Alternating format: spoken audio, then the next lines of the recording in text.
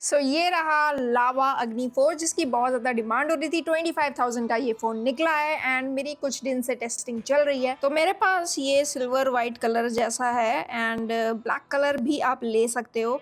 दोनों ही कलर देखने में अच्छे हैं। फोटो से मैं उतना इम्प्रेस नहीं हुई हूँ और लेटेस्ट अपडेट पे ही मैंने फोटो ली है। सेल्फीज ज़्यादा बेटर निकल के आ रही है, लेकिन स्टिल बहुत सारे कंडीशंस में पिंकिश स्किन टोन दिख रही थी और कहीं कहीं बहुत येलोइश हो जा रही थी। अल्ट्रा वाइड में बिल्कुल डिटेल नहीं है, इनफैक्ट एक्सपोजर हैंडलिंग वगैरह भी बहुत ही खराब है। एंड मेन कैमरा की बात करें तो जैसे पिंक कलर है, रेड कलर है, ग्रीन कलर है, ये सब थोड़े ओवरब्लोन से हो जाते हैं। ज़्यादा ही एक्स्ट्रा सैचुरेशन ब्राइटनेस उसमें ऐड हो जाती है।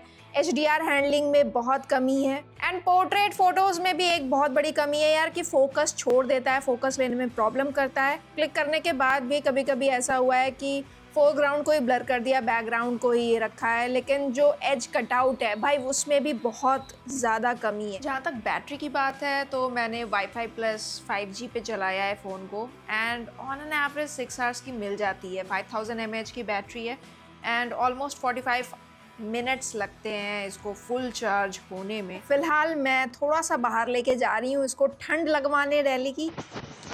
ये है इसका फ्रंट कैमरा, बाकी स्किन टोन कैसी आ रही है एंड अभी EIS ऑन है वैसे, तो मुझे नहीं लगता ये EIS इसका प्रॉपर वर्क कर रहा है, क्योंकि पहले भी मैंने चेक किया था और ये EIS ऑफ हो गया है।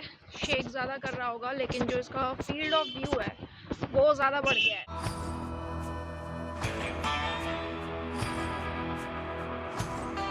तो इसका जो बिल्ड क्वालिटी है मुझे सही लगती है, मतलब IP64 रेटिंग है, वाटर रेजिस्टेंट मतलब स्प्लैश टाइप वाला है, लेकिन जो फ्रंट से डिस्प्ले है उसमें बेजल्स काफ़ी थिन है, सही है, यूनिफॉर्म है एंड आगे से गोरिल्ला ग्लास 5 भी है, पीछे से AG ग्लास है एंड साइड से एल्यूमिनियम फ्रेम है। ओवरऑल डिज़ाइन के साथ जो बिल्ड क्वालिटी है काफ़ी सही है एंड इन हैंड फील इस फ़ोन का काफ़ी सही है, मतलब एक हाथ से आप पकड़ सकते हो एंड साइड से जो है ना सटल सा एक कर्व है, मतलब बहुत ज़्यादा नहीं है लेकिन सटल सा है, तो आप टाइट पकड़ोगे भी तो ग्रिप अच्छी बनेगी एंड पेन नहीं होगा आपके पाम में।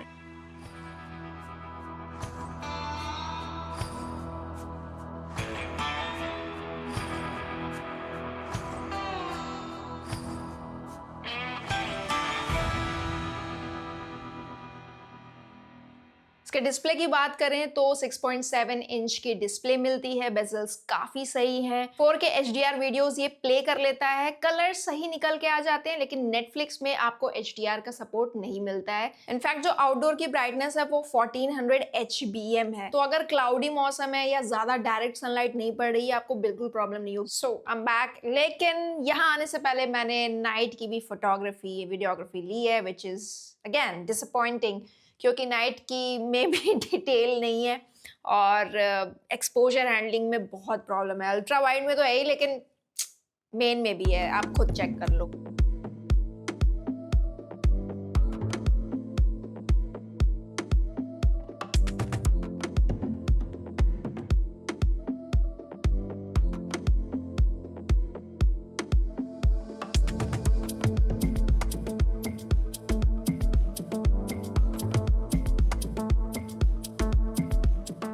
और वीडियो क्वालिटी की बात करें तो यार आप EIS को ऑन करो या ऑफ करो, बहुत ज़्यादा ना जब रिकॉर्ड करता है तो उसी में लैग हो रहा है, हिल रहा है। वीडियोग्राफी के लिए तो ये बिल्कुल भी नहीं बना है। बाकी रही स्पीकर की बात, स्पीकर में लाउडनेस बहुत ज़्यादा है लेकिन रिचनेस नहीं है। रिचनेस मतलब वोकल्स में कोई वार्मथ नहीं है, बेस पता नहीं चल रहा है, एंड डिटेल्स वगैरह थोड़े वैसे हैं, तो मतलब कि काम चल जाएगा आपका, ऐसा वाला है।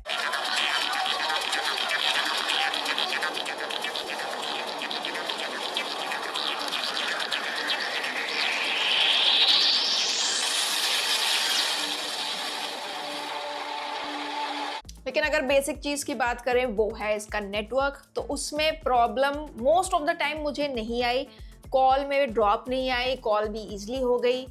एक चीज़ है, एक जगह मैं लो नेटवर्क एरिया में थी और सिग्नल की एक डंडी इसमें कम आ रही थी, लेकिन जो मेरी फ्रेंड है उसके पास भी जियो सिम थी, लेकिन उसके OnePlus 11R जो कि अब 2-3 साल पुराना मॉडल हो चुका है, उसके में फुल सिग्नल आ रहा था। यहाँ पे बस मुझे लगा कि हाँ, जब आप लो नेटवर्क एरिया में होगे तो शायद प्रॉब्लम दे थोड़ा। बाकी कनेक्टिविटी की बात करें तो NFC का सपोर्ट आपको इसमें नहीं मिलेगा। Moving on to software, Android 15 पे आता है ये, और इस टाइम जब सारे फोन्स एंड्रॉइड 16 पे निकल रहे हैं तो इन्होंने 16 पे नहीं निकाला, और उसके ऊपर से एट मैक्स ये एंड्रॉइड 18 तक जाएगा। और अगर वर्जन अपडेट की बात करें तो इस मामले में लावा स्लो है। UI है बहुत ही बेसिक है, डिसेंट है, विदाउट एनी ब्लोटवेयर। तो अगर आपको ब्लोटवेयर जो है नहीं चाहिए तब तो ठीक है, कोई ऐड वगैरह नहीं आएगा। और उसके अलावा जो स्मूथनेस है UI की बनी रहती है। लेकिन कुछ बग्स हैं इसमें, जैसे कि मुझे अगर ब्राइटनेस लो करनी है तो फर्स्ट टाइम मैंने डाउन किया, फर्स्ट टाइम में नहीं होगा, सेकंड टाइम में रजिस्टर होगा। उसी तरह टाइपिंग के टाइम मैंने एक आध बार बग एक्सपीरियंस किया है, लेकिन ऐसा कोई मेजर लैग मुझे नहीं लगा। जैसे कैमरा UI में लैग नहीं है, एप्स के बीच में स्विच करोगे उसमें लैग नहीं है। लेकिन अगर इसके AI की बात करें, थोड़े बहुत AI फीचर्स ये देते हैं, जैसे कि वायु AI इनका है, लेकिन बहुत ही ज़्यादा बेसिक है, आप बहुत ज़्यादा यूज़ नहीं कर सकते। थोड़ी बहुत बातचीत कर लो, अलार्म लगवाना है अलार्म लगवा लो, लेकिन ऐसा नहीं है कि आप ट्रैवल आइटिनरी बनवा लोगे या कुछ और मेजर काम करवा लोगे, ऐसा कुछ नहीं है। लॉक स्क्रीन कस्टमाइजेशन वगैरह भी देखोगे तो बहुत बेसिक है, उसमें कुछ भी नहीं मिलता है। हाँ, इन्होंने एक एक्शन की यहाँ पे ऐड कर दी है। अब इसको सिंगल डबल ट्रिपल टैप करोगे तो वो सेटिंग है कि स्क्रीनशॉट लेना है या टॉर्च जलाना है, वो सब आप कर सकते हो। इसके अलावा इसमें ऐप हाइड करना, लॉक करना, ये बेसिक चीज़ें मिल जाती है। एंटी पेपिंग, मतलब जो एरिया आपको लग रहा है कि मैसेज की प्राइवेट है, कोई और ना देख ले, तो वो आप ब्लॉक कर सकते हो। उसके अलावा AI कॉल समरी भी है, लेकिन एक्यूरेसी की काफ़ी कमी है। लेकिन इस फोन का जो मेन सेलिंग पॉइंट है वो इसका हार्डवेयर है, क्योंकि MediaTek Dimensity 8350 देते हैं ये लोग, जो कि प्राइस के हिसाब से काफ़ी अच्छा प्रोसेसर है। लेकिन मैं Antutu बेंचमार्क वर्जन 11 चला के देखी, 2 बार ट्राई किया, दोनों बार ये क्या है कि रन तो कर रहा था, पूरा रन कर गया, लेकिन स्कोर डिस्प्ले नहीं कर रहा था। इसके अलावा अगर रैम रोम की बात करें ना तो LPDDR5X और UFS 4.0 देते हैं। इनफैक्ट जो ये इसका Type-C वाला है वो भी इसका USB 3.2 है भाई। तो हार्डवेयर में तो इन्होंने कोई कमी रखी नहीं है, और इसका अच्छा हार्डवेयर इस बात की थोड़ी गारंटी देता है कि 3 साल 4 साल आप इस फोन को चला लोगे। गेमिंग की बात करें तो FPS गेम्स आप 60 FPS पे ही चला पाओगे। BGMI की बात करें, ऑल्दो आपको 55 56 के ऊपर की एवरेज FPS मिलेगी, लेकिन स्मूथनेस की कमी मुझे फील होती है। जैसे नेड़ खींच के मार रहे हो, चल रहे हो, उसमें लगता है कि हाँ यहाँ पे थोड़ा सा स्टटर सा हो रहा है, लेकिन ओवरऑल गेमिंग आप कर सकते हो। इसी तरह अगर मैं गेंशिन इम्पैक्ट की बात करूँ, वहाँ पे भी आपको 55 के ऊपर की FPS मिलेगी। और ओवरऑल अगर मैं हीट की बात करूं, देखो अभी तो बहुत ठंडा हो रहा है यहाँ पे, और हीट मुझे एक्सपीरियंस नहीं हुई। वार्म होगा, लेकिन वार्म से ऐसा नहीं है कि हाथ जल रहा है आपका, मतलब वो भी बेसिक वाला वार्म होगा। और अगर वीडियो कॉल कर रहे हो या कोई भी टास्क कर रहे हो, उसमें भी फ़ोन आपका ओवर हीट नहीं करता है। सो ओवरऑल मैं कहूँगी कि देखो ये फ़ोन ना सबके लिए नहीं बनाया गया है। अगर आपको कैमरा की नीड है तो आप बिल्कुल इसकी तरफ नहीं देखना। अगर आप ऐसे बंदे हो या फिर आपको अपने पेरेंट्स को, ग्रैंड पेरेंट्स को देना है जिनकी रिक्वायरमेंट ये है कि उनको कॉल उठाना है, बेसिक व्हाट्सएप चला लिया, इंस्टा फेसबुक ये चला लिया, उस पर्पस के हिसाब से ये फ़ोन ठीक है, दिन भर चल जाता है।